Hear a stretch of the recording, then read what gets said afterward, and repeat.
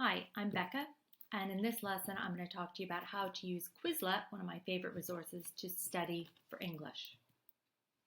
Well, firstly, what is Quizlet? It's an online tool that uses flashcards, quizzes, and games to help you learn key pieces of knowledge. It's a learning tool that understands that repetition of key information along with self-assessment and some fun is crucial to deep learning. Let's talk about mastery of knowledge. You learn some knowledge, you forget that knowledge. You come back and you learn some knowledge again, you forget it again. On average, it takes the human brain 7 times of learning and forgetting information to move from our short-term or our working memory to our long-term brain, which is where we want it to be, so that when it comes time for the exams, for the assessments, the presentation, whatever it is that we're doing, we have a solid foundation of all those key facts and all those bits of knowledge so that we can turn that into a perceptive demonstration of how that knowledge fits together to create excellent ideas and a perceptive understanding of a subject. Next, learning is out loud. I always tell my students, when you're studying the words, you need to say them out loud and you need to say the definitions aloud. One of the tools on Quizlet is you can have the program read the words out to you, which is great, but then you should repeat it. Just like when you're in a language class, you should always repeat the words that the teacher says, because otherwise you won't be able to get them out. You won't be able to learn them. Go find someone and teach those words to them.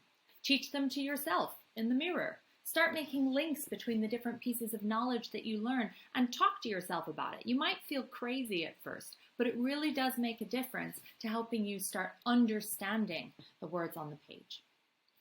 The goal is to get the knowledge foundation solid so you can build beautiful thoughts, ideas, and creations on top, and it won't topple over. The why behind the knowledge focusing Quizlet. Some of my students start asking me, well, why do I have to learn this? Well, let's take inspector calls, for example. I have lots of Quizlet sets in a folder on inspector calls. The characters, the key quotes, the themes, the motifs, the plot, and the order of the plot. So let's say you're studying these and you're developing key knowledge on all aspects of the play. Then, when you have that knowledge in your head, that's when you can start learning that to answer critical thinking questions, which is the goal. A big question like, is the inspector a force for good in the play? Well, how in the world are you supposed to know if you don't know much about what the inspector has said? Because even though you've read it a few times, you don't remember the biggest quotes. You don't remember that he